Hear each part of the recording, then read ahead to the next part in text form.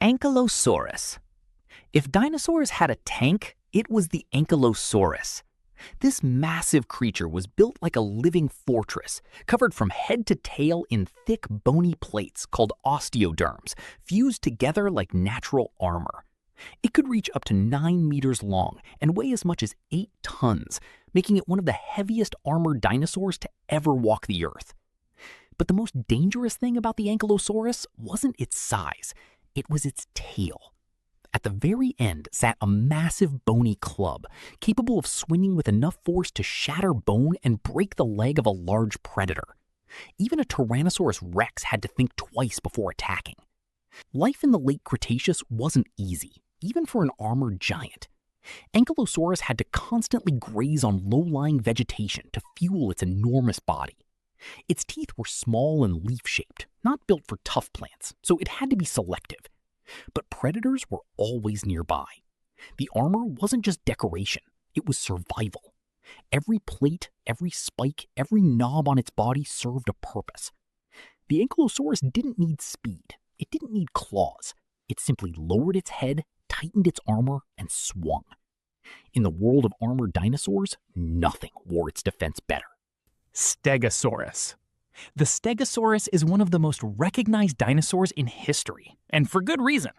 Those massive diamond-shaped plates running along its back make it impossible to mistake for anything else. Scientists still debate exactly what those plates were for. Some believe they helped regulate body temperature. Others think they were used to signal other Stegosaurus or to intimidate predators. Either way, they made this dinosaur look absolutely spectacular. But the real weapon wasn't the plates, it was the tail. The Stegosaurus had 4 long spikes at the end of its tail, a structure now famously called the thagomizer. These spikes could reach nearly a meter in length and were used to defend against predators like Allosaurus. Fossils have been found showing puncture wounds in predator bones that match perfectly. The Stegosaurus lived during the late Jurassic period, roughly 155 million years ago, in what is now North America and Europe. It was a plant eater, grazing on low vegetation with its small beak-like mouth. Despite having one of the smallest brains relative to body size of any dinosaur, it survived for millions of years. Sometimes the best strategy isn't brain power, it's having 4 giant spikes and knowing how to use them. Triceratops.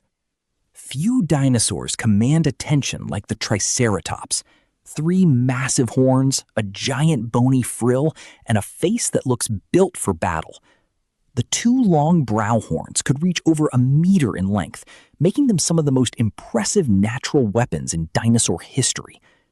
The Triceratops lived at the very end of the Cretaceous period, sharing its world with the Tyrannosaurus rex, and it did not back down.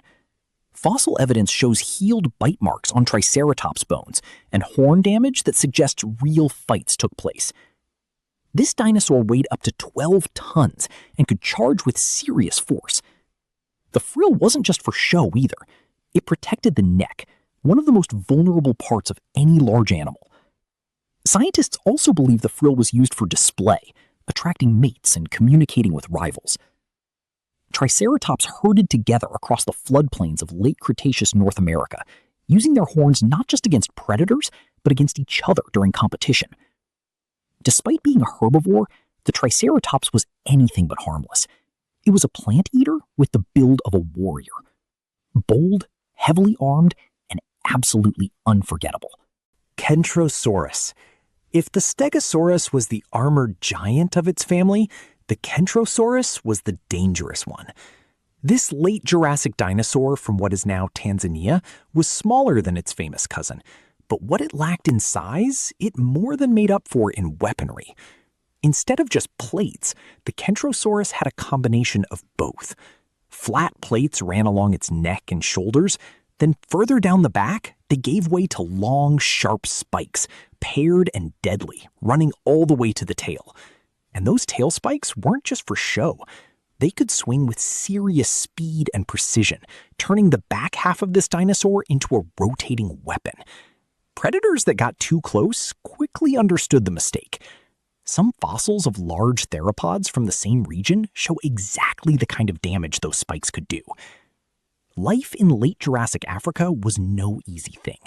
Large predators roamed the same landscape, and the Kentrosaurus had to graze, move, and survive every single day. But its build gave it confidence. Low to the ground, heavily spiked, and always ready to swing. Scutellosaurus. Not every armored dinosaur was a giant. The Scutellosaurus proved that protection doesn't require size. This small, early Jurassic dinosaur from what is now Arizona was only about 1.2 meters long, roughly the size of a large cat. But across its back and sides ran hundreds of tiny, bony scutes, small armored scales embedded directly into the skin, covering it like a natural coat of mail. For a creature this small, that armor was everything.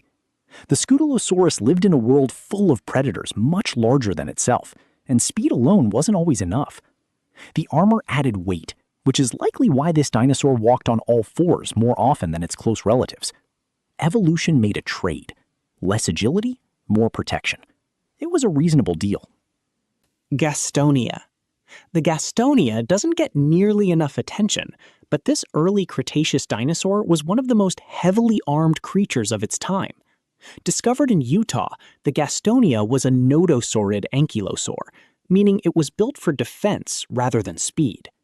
Its entire body was covered in sharp spikes, particularly along its sides and shoulders, making it look like a living cactus from above. Unlike some of its relatives, the Gastonia did not have a tail club. Instead, it relied on its sheer spikiness to discourage anything that came too close. Sicania. It is a genus of herbivorous ankylosaurid dinosaur from the late Cretaceous period of Mongolia and China. The first fossils of Sicania were found in the early 1970s in Mongolia. In 1977, the type species Sicania cholsonensis was named. Sicania was over 16.39 meters long and weighed over 15.21 tons. It was more robustly built than other members of the Ankylosauridae. Neck vertebrae, shoulder girdle, ribs, and breastbones were fused or firmly connected. Its body was flat and low-slung, standing on 4 short legs. The forelimbs were very powerful. The head was protected by bulbous armor tiles. It could defend itself against predators like Tarbosaurus with a tail club. In the prehistoric world, survival wasn't about being the fastest, it was about being the hardest to kill. Dinosaurs evolved incredible defenses. Some grew horns, some developed spikes, and some became living tanks. Among them were giants like Ankylosaurus, Sicania, Gastonia, Stegosaurus, Kentrosaurus, Triceratops, and Scutellosaurus. Each one had a different strategy to survive. Ankylosaurus was built low and heavy, covered in thick armor with a powerful tail club. Sicania carried dense plating and sharp spikes designed for pure defense. Gastonia stood as a wall of spikes, making every attack dangerous. Stegosaurus used tall plates and a spiked tail to warn and strike. Kentrosaurus relied on sharper spikes and quicker movement to stay alive.